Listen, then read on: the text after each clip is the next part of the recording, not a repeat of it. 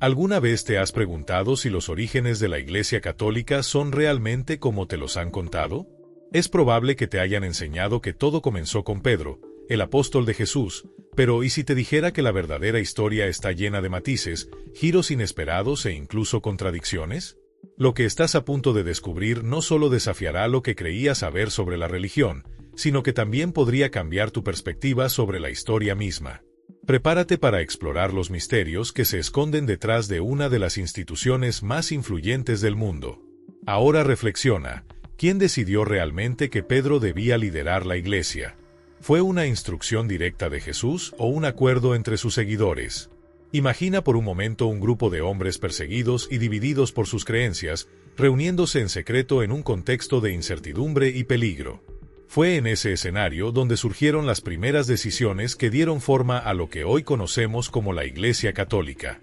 Pero, ¿es razonable pensar que una estructura tan colosal se originó por la acción de una sola persona o en un solo instante? Las respuestas pueden ser más complejas de lo que parece, y al sumergirte en esta historia, es posible que descubras detalles que nunca imaginaste. ¿Estás listo para cuestionar todo lo que creías saber? ¿Te apasiona aprender más sobre la Biblia y su mensaje para nuestras vidas?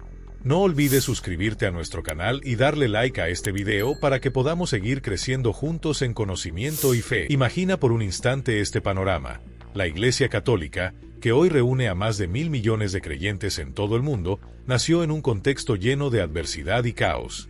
Roma, en aquel entonces, no solo era el epicentro del poder político y militar, sino también un lugar dominado por la veneración de múltiples dioses paganos. En medio de esta complejidad, los primeros seguidores de Cristo enfrentaban una doble lucha: mantener viva su fe y encontrar la manera de sobrevivir en un entorno donde la persecución era una amenaza constante. El Imperio Romano no era un terreno fértil para nuevas creencias, era un mundo regido por estrictas jerarquías y tradiciones profundamente arraigadas. Los cristianos, a menudo vistos como un grupo pequeño y radical, tuvieron que adaptarse rápidamente, reuniéndose en secreto y creando una red de apoyo mutuo para protegerse de las constantes acusaciones y castigos. La valentía y la determinación de estos primeros creyentes no solo les permitió superar la adversidad, sino también establecer las bases de lo que siglos después se convertiría en una de las instituciones más duraderas y poderosas de la historia. ¿Cómo lograron transformar una causa aparentemente frágil en un movimiento global? La respuesta radica en su resiliencia y su capacidad para desafiar las normas de su tiempo. ¿Cómo logró un grupo marginal, perseguido y desacreditado convertirse en la religión oficial del poderoso Imperio Romano? Este impresionante ascenso no se debió a un simple golpe de suerte ni a un milagro inesperado. Fue el resultado de una estrategia meticulosamente construida a lo largo del tiempo. Algo que rara vez se menciona es que la Iglesia Católica no apareció de la noche a la mañana ni fue fruto de un mandato divino explícito. Fue el producto de décadas, incluso siglos, de decisiones humanas, desde reuniones clandestinas llenas de incertidumbre hasta los grandes concilios que definieron sus dogmas y prácticas. Cada uno de estos pasos estuvo impregnado de conflictos, intensos debates y, en ocasiones, decisiones que parecían contradecir las enseñanzas originales de Cristo. Entonces, ¿qué impulsaba a estas figuras clave? ¿Era un profundo compromiso con la fe, un deseo de poder o quizás una mezcla compleja de ambos? Este misterio ha fascinado a historiadores y teólogos durante siglos. Consideremos al apóstol Pedro, reconocido como el primer papa y figura fundamental en esta historia. Su papel central es indiscutible, pero surge una pregunta crucial. ¿Realmente tenía la intención de establecer una iglesia organizada como la conocemos hoy? Según las Escrituras, Jesús le dijo: «Tú eres Pedro, y sobre esta roca edificaré mi iglesia». Sin embargo, ¿es esta declaración suficiente para afirmar que Pedro fue el fundador de toda una institución? O, tal vez, la iglesia que conocemos hoy tomó forma a partir de interpretaciones posteriores y decisiones estratégicas tomadas mucho después de su tiempo. Vamos a desentrañar juntos estas complejas capas de historia y fe. ¿Estás listo para ir más allá de lo que siempre te han contado? ¿Qué quiso decir realmente Jesús cuando mencionó la palabra iglesia? ¿Se refería a un edificio físico, a una institución organizada o a algo completamente distinto? Las palabras de Jesús han sido interpretadas de tantas maneras a lo largo de los siglos que han provocado divisiones profundas y permanentes entre los creyentes. Pero aquí viene algo que quizás no sabías: la Biblia nunca menciona explícitamente una iglesia católica. De hecho, el término católico, que significa universal, no se utilizó hasta mucho después de la muerte de los apóstoles. Fue Ignacio de Antioquía, alrededor del año 107 después de Cristo, quien usó esta palabra por primera vez para describir a la comunidad cristiana. Entonces, si los primeros apóstoles no emplearon este término, surge una pregunta intrigante: ¿quién tomó la decisión de llamar católica a la Iglesia, y cuál fue la razón detrás de esta elección? Para comprenderlo, es necesario retroceder en el tiempo y sumergirse en los comienzos del cristianismo. Imaginemos un movimiento revolucionario, liderado no por figuras de poder o académicos, sino por pescadores, recaudadores de impuestos y personas marginadas por la sociedad. Estos hombres y mujeres desafiaron las normas religiosas y culturales de su época, llevando un mensaje que, aunque poderoso, iba en contra de las creencias establecidas. La fuerza de este movimiento no radicaba en títulos o riquezas, sino en la capacidad de conectar con los corazones de las personas comunes, en la promesa de esperanza y redención.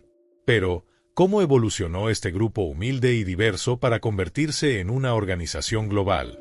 Para responder, debemos examinar los eventos que moldearon su identidad, desde las primeras comunidades perseguidas hasta los momentos clave en los que el cristianismo comenzó a institucionalizarse. Lo que descubriremos podría cambiar por completo tu perspectiva sobre los orígenes de la fe cristiana. La persecución de los cristianos en el Imperio Romano fue despiadada y aterradora.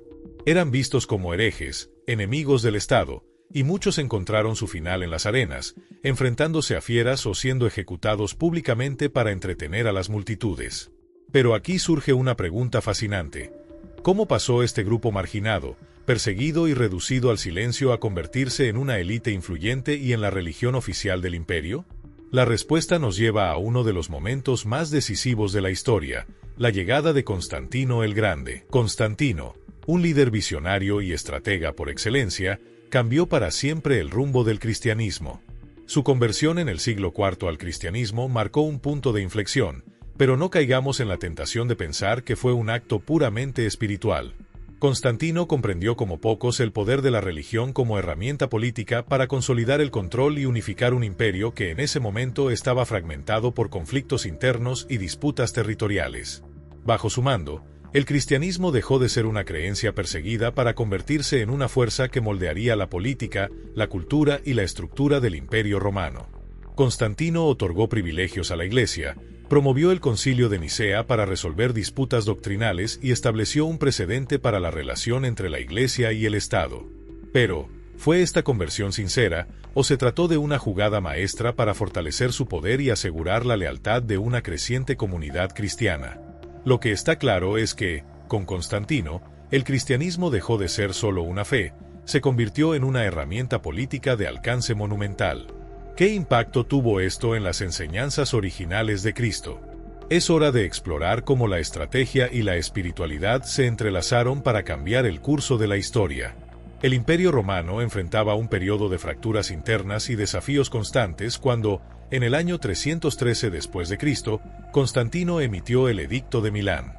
Este decreto marcó un antes y un después en la historia del cristianismo, legalizando su práctica y poniendo fin a las persecuciones que habían sembrado el terror entre los creyentes. Pero no nos dejemos llevar por una visión idealista. El interés de Constantino por la religión no era del todo altruista.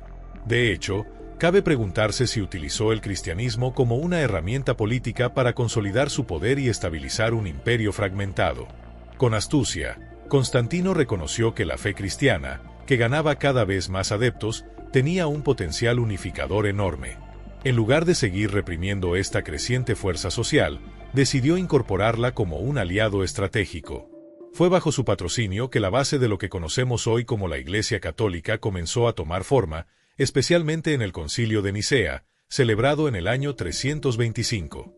En este evento histórico, líderes cristianos de diferentes regiones se reunieron por primera vez, convocados y supervisados por el propio Constantino. El objetivo era resolver disputas doctrinales y establecer una unidad teológica que fortaleciera la fe como un pilar del imperio. Las discusiones en Nicea no solo definieron aspectos fundamentales del cristianismo, como la naturaleza de Jesús y su relación con Dios, sino que también sentaron las bases para una estructura jerárquica que otorgaría a la Iglesia un poder sin precedentes. Sin embargo, no podemos ignorar que estas decisiones tuvieron un costo.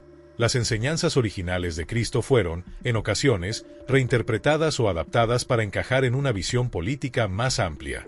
Este momento marca el punto en el que el cristianismo pasó de ser una religión de mártires y perseguidos a convertirse en una institución estrechamente vinculada al poder imperial. ¿Fue esto una evolución necesaria o una traición a los ideales originales? Al analizar este capítulo, podemos comprender cómo la fe y la política se entrelazaron para dar forma al curso de la historia. Las preguntas debatidas en el Concilio de Nicea eran profundas y fundamentales. ¿Jesús era completamente divino, completamente humano o una combinación de ambas naturalezas? Las respuestas a estos interrogantes no solo dieron forma a la teología cristiana, sino que también marcaron el inicio de una institución destinada a ejercer un poder inmenso sobre la política, la cultura y la espiritualidad durante siglos. Sin embargo, es importante no idealizar este proceso. No fue un camino sencillo ni libre de conflictos. Al contrario, estuvo plagado de disputas internas, traiciones e incluso episodios de violencia. Muchos cristianos de la época no aceptaron las resoluciones de estos concilios. Sus desacuerdos con las decisiones doctrinales no solo los marginaron, sino que, en muchos casos, los convirtieron en víctimas de persecución. Lo irónico es que los mismos seguidores de una fe nacida bajo la opresión terminaron persiguiendo a quienes no compartían su visión. Este periodo de tensión marcó el inicio de divisiones dentro del cristianismo que perdurarían durante siglos, con interpretaciones que se alejaban de las enseñanzas originales de Cristo. El Concilio de Nicea fue mucho más que una reunión de líderes religiosos, fue un evento donde la política y la religión se fusionaron de manera irreversible. Constantino entendió que un cristianismo unificado era esencial para la estabilidad de su imperio, pero este intento de unificación tuvo un costo elevado. Las creencias alternativas y las voces disidentes fueron sistemáticamente silenciadas, dejando en evidencia cómo el poder, una vez entrelazado con la fe, podía moldear la religión para servir intereses políticos. ¿Qué tan lejos estaban estas decisiones de las enseñanzas de amor y unidad que Jesús predicó? Este es el legado complejo que continuamos explorando hoy. ¿Puedes imaginar que aquellos mismos seguidores de Cristo, quienes alguna vez fueron brutalmente perseguidos por los romanos, terminaron persiguiéndose entre ellos? Este giro impactante en la historia deja claro que la creación de la Iglesia Católica no se limitó únicamente a cuestiones de fe, sino que también estuvo profundamente influenciada por la lucha por el poder y el control. Esto nos lleva a una pregunta tan inquietante como reveladora. ¿Hasta qué punto lo que hoy identificamos como católico refleja las enseñanzas originales de Jesús? ¿Y cuánto de ello ha sido moldeado por decisiones humanas y políticas tomadas a lo largo de los siglos? La línea entre lo divino y lo estratégico parece desdibujarse, y explorar este tema nos obliga a reconsiderar muchas de nuestras suposiciones sobre la fe y la historia. Este no es un cuestionamiento simple ni trivial. Es una invitación a reflexionar sobre cómo una fe nacida en la humildad, liderada por pescadores y marginados, se transformó en una de las instituciones más poderosas del mundo.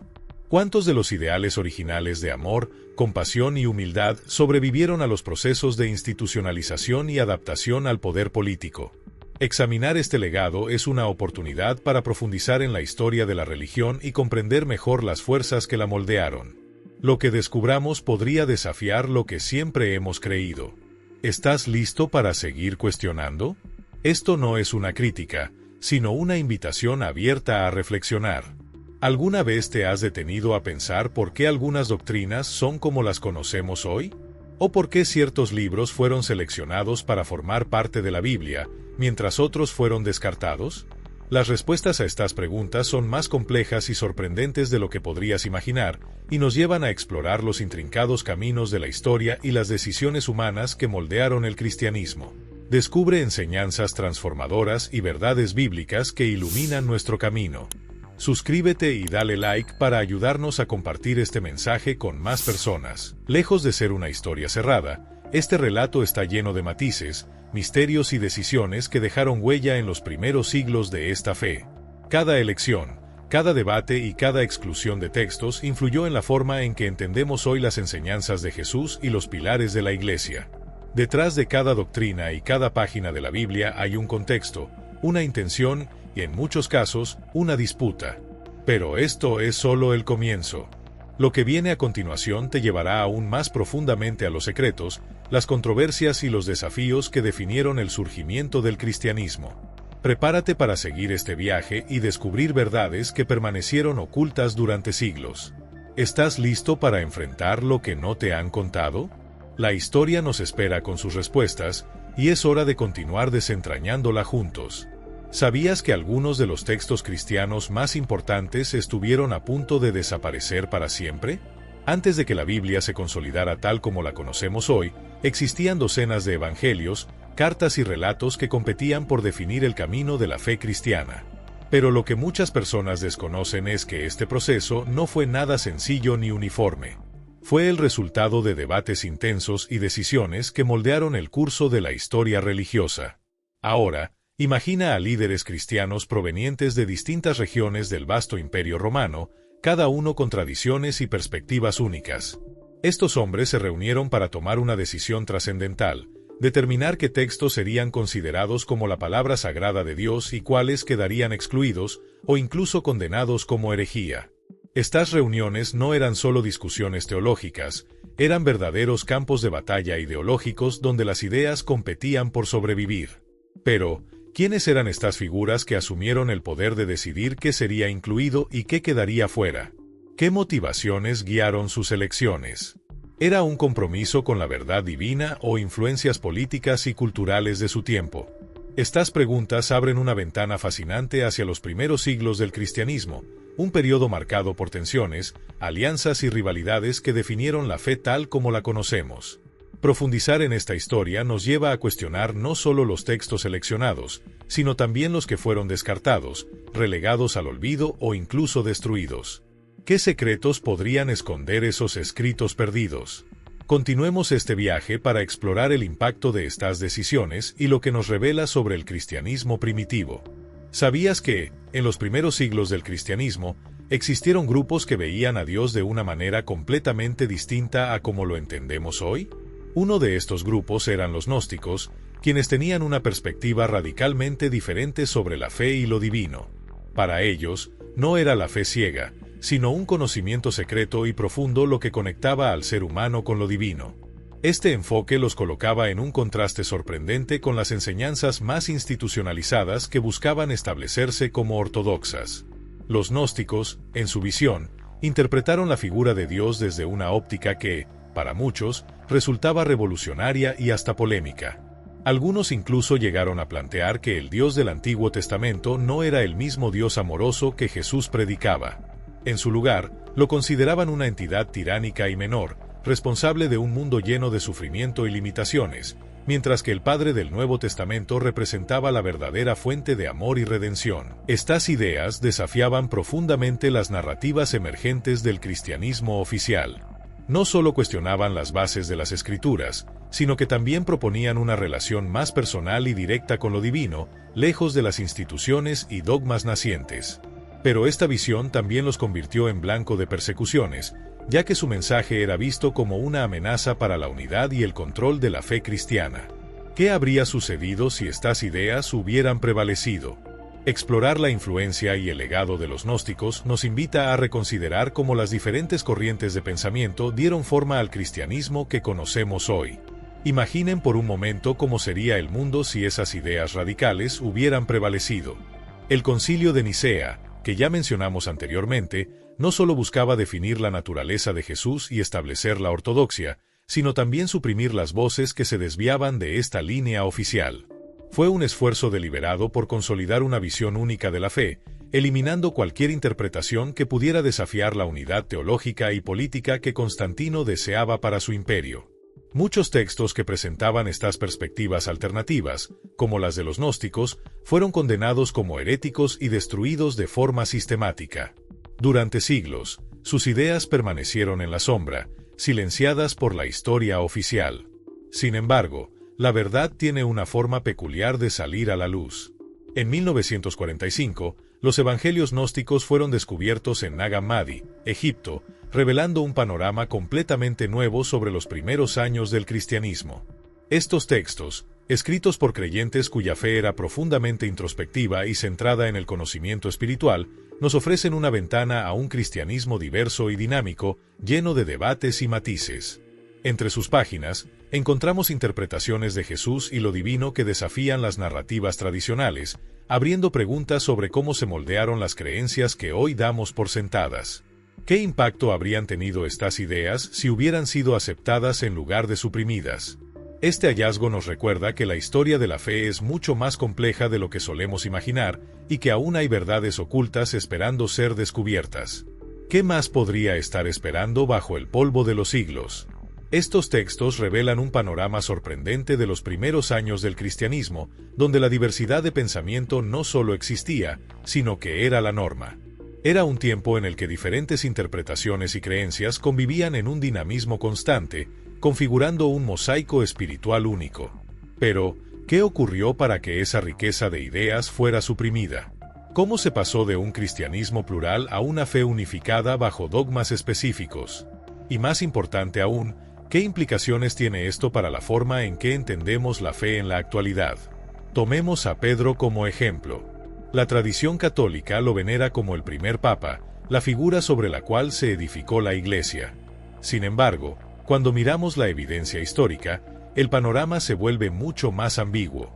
En el libro de los Hechos de los Apóstoles, Pedro desempeña un papel significativo como uno de los líderes del movimiento cristiano, pero nunca se le menciona como el líder absoluto e indiscutible. Más bien, su influencia parece compartir espacio con figuras como Santiago y Pablo, quienes también jugaron roles clave en la expansión de la fe. Este detalle plantea preguntas fundamentales sobre cómo se consolidó la autoridad de Pedro en la tradición. ¿Fue una evolución natural de los eventos o una construcción posterior para justificar la estructura jerárquica que surgió con el tiempo? Examinar estas discrepancias históricas no solo nos permite entender mejor los orígenes del cristianismo, sino también reflexionar sobre cómo las narrativas se adaptaron para responder a necesidades políticas, sociales y teológicas. ¿Cuánto de lo que damos por hecho hoy se basa en la historia, y cuánto en interpretaciones construidas con el tiempo? La respuesta a estas preguntas podría redefinir lo que pensamos sobre los cimientos de la fe cristiana. En el Concilio de Jerusalén, uno de los eventos más importantes del cristianismo primitivo, surge un detalle fascinante. Parece que Santiago, el hermano de Jesús, ocupaba una posición de mayor prominencia y autoridad dentro de la comunidad cristiana. Esto nos lleva a cuestionar cómo se consolidó la idea de Pedro como la roca sobre la cual se fundó la Iglesia. ¿Es este un relato histórico exacto o una narrativa desarrollada con el tiempo para fortalecer la autoridad de una institución en formación? Aquí es donde entra en juego una compleja combinación de interpretación teológica y construcción institucional. La famosa declaración de Jesús a Pedro, «Tú eres Pedro, y sobre esta roca edificaré mi iglesia», ha sido interpretada de diversas maneras a lo largo de los siglos. Mientras algunos la consideran un mandato directo, otros sugieren que fue un simbolismo, posteriormente adoptado para justificar la centralización de la autoridad eclesiástica. La idea de Pedro como piedra angular de la Iglesia parece ser el resultado de un esfuerzo consciente por parte de los primeros líderes para establecer una narrativa unificadora que legitimara la estructura jerárquica naciente. En un contexto de crecimiento y expansión, tener una figura central como Pedro ayudaba a dar cohesión y estabilidad a una fe que enfrentaba desafíos tanto externos como internos. Este proceso no solo definió el papel de Pedro, sino que también marcó un punto de inflexión en cómo se interpretaron las enseñanzas de Jesús. La mezcla de teología y estrategia institucional moldeó las bases de lo que hoy conocemos como Iglesia Católica. Sin embargo, nos deja con una pregunta clave: ¿cómo sería la fe cristiana si estas narrativas hubieran tomado un rumbo diferente? Explorar estos orígenes nos invita a reflexionar sobre las dinámicas entre fe, poder y tradición. ¿Qué más podemos aprender al mirar con nuevos ojos el pasado?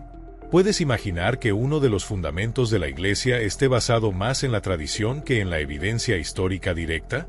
Este es un pensamiento fascinante y, al mismo tiempo, provocador. Pero aún más intrigante es el papel central que Roma asumió en el cristianismo. Si Jesús vivió y murió en Jerusalén, ¿por qué la ciudad eterna, a miles de kilómetros de los eventos originales, se convirtió en el epicentro de la fe cristiana? La respuesta no se encuentra solo en la teología, sino también en las dinámicas políticas y culturales del Imperio Romano. Roma, como capital del imperio más poderoso de la época, simbolizaba algo más que dominio territorial. Era el corazón político, económico y cultural de un mundo que abarcaba diferentes lenguas, tradiciones y pueblos. En ese contexto, establecer a Roma como el centro del cristianismo no fue una coincidencia, sino una estrategia profundamente influenciada por la necesidad de proyectar universalidad y legitimidad. Al asociar la fe con la ciudad más influyente del mundo antiguo, los líderes cristianos reforzaron el mensaje de que su religión era para todos, trascendiendo fronteras y culturas.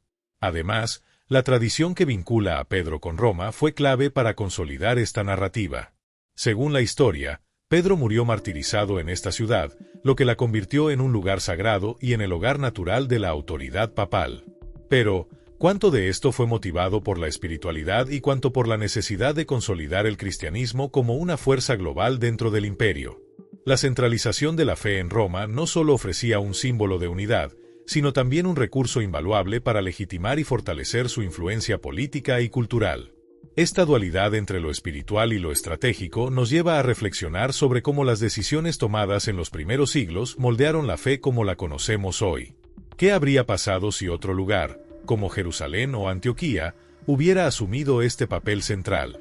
Pensar en estas posibilidades nos ayuda a entender mejor cómo el cristianismo se adaptó y evolucionó para sobrevivir y prosperar en un mundo dominado por el poder de Roma. Al establecer su sede en Roma, la Iglesia Católica no solo buscaba ser un faro de autoridad espiritual, sino también consolidar una legitimidad política que le permitirá jugar un papel protagónico en el vasto escenario del Imperio Romano. Esta decisión estratégica explica por qué los primeros papas dedicaron enormes esfuerzos a reforzar su poder en la ciudad y expandir su influencia a regiones más allá de Italia. Sin embargo, este proceso estuvo lejos de ser pacífico o lineal. El desarrollo de la Iglesia Católica fue una historia marcada por tensiones internas, disputas de poder y momentos de profunda crisis. Por ejemplo, ¿sabías que hubo periodos en los que hasta 3 personas diferentes se proclamaron simultáneamente como el Papa legítimo? Estos episodios, conocidos como el Cisma de Occidente o la crisis de los 3 papas, fueron un reflejo de las luchas políticas y religiosas que sacudieron los cimientos de la institución. Durante este cisma, que tuvo lugar en el siglo XIV, diferentes facciones dentro de la Iglesia y entre los estados europeos apoyaban a distintos candidatos al papado, creando una fragmentación que ponía en duda la unidad y la autoridad de la Iglesia. Esta crisis no solo debilitó la confianza en la institución, sino que también mostró cómo las ambiciones humanas podían infiltrarse incluso en los niveles más altos de una organización espiritual. A pesar de estos desafíos, la Iglesia logró sobrevivir y finalmente reforzar su estructura. Pero estas luchas internas nos invitan a reflexionar. ¿Hasta qué punto las decisiones de la Iglesia estuvieron influenciadas por su misión espiritual y cuánto por las realidades políticas de su tiempo? Entender estos conflictos es fundamental para descifrar cómo la Iglesia Católica evolucionó desde una fe perseguida hasta convertirse en una de las instituciones más poderosas de la historia. ¿Qué otras historias ocultas pueden revelar los episodios de su turbulento pasado? Continuemos desentrañando este fascinante viaje. Explora con nosotros las maravillas de la palabra de Dios. Suscríbete a nuestro canal y activa la campanita para no perderte ningún contenido que edificará tu vida. Estos episodios, como el Cisma de Occidente, son un recordatorio de que, aunque la Iglesia se inspire en ideales divinos, siempre ha estado dirigida y moldeada por seres humanos, con todas sus ambiciones, limitaciones y contradicciones. Esto plantea una cuestión profunda. ¿Cómo conciliaron estas luchas de poder, marcadas por conflictos y divisiones, con el mensaje de humildad, amor y servicio que Jesús predicó? Esta paradoja sigue siendo un tema de intenso debate, incluso en la actualidad. Otro ejemplo que ilustra esta complejidad es la conversión de Constantino al cristianismo, un evento que cambió radicalmente el curso de la historia de la fe. Aunque oficialmente adoptó el cristianismo, Constantino continuó practicando rituales paganos durante toda su vida, un hecho que ha generado preguntas incómodas sobre la sinceridad de su conversión. De hecho, su bautismo no ocurrió hasta el lecho de muerte, lo que lleva a muchos historiadores y teólogos a cuestionar si su acercamiento a la fe fue motivado por convicciones espirituales o por una calculada estrategia política. La vida y las acciones de Constantino reflejan las tensiones entre el poder terrenal y las aspiraciones espirituales que han acompañado a la Iglesia desde sus inicios. Su legado es un recordatorio de cómo las decisiones de líderes influyentes no solo dieron forma al cristianismo, sino que también introdujeron elementos de pragmatismo político en una fe basada en principios trascendentes. ¿Cómo podemos reconciliar estas contradicciones? ¿Es posible separar lo divino de lo humano en una institución que ha sido parte del entramado político y cultural durante siglos? Estas preguntas nos invitan a reflexionar sobre el impacto de estas decisiones históricas en la Iglesia que conocemos hoy y sobre cómo los ideales originales de Jesús se han visto moldeados por el contexto humano a lo largo del tiempo. La historia del cristianismo, llena de luces y sombras, sigue siendo una fuente inagotable de exploración y aprendizaje. ¿Qué otros secretos podría revelarnos si seguimos indagando? ¿Fue la conversión de Constantino un acto de fe genuina o una estrategia política cuidadosamente diseñada para consolidar su imperio? La respuesta a esta pregunta sigue siendo un tema de debate entre historiadores y teólogos. Constantino, conocido por su habilidad estratégica, no era alguien que tomara decisiones a la ligera. Adoptar el cristianismo ofrecía una poderosa herramienta para unificar un imperio fragmentado, pero también podría haber sido el reflejo de una búsqueda personal de significado espiritual. ¿Qué crees tú? ¿Fue su decisión impulsada por convicciones religiosas profundas o por conveniencia política? Lo que es innegable es que, gracias a él, el cristianismo pasó de ser una fe marginada y perseguida a convertirse en la religión favorecida del imperio. Este cambio transformó no solo el destino de la religión, sino también el curso de la historia misma. Pero esto nos lleva a una pregunta fundamental: ¿quién creó realmente la Iglesia Católica? Aunque Pedro y los apóstoles colocaron los cimientos, fueron los concilios, los emperadores y los líderes de generaciones posteriores quienes moldearon lo que conocemos hoy. Fue un proceso largo, lleno de decisiones complejas, compromisos políticos y conflictos internos. A pesar de estos desafíos, no podemos ignorar la magnitud de lo que se logró.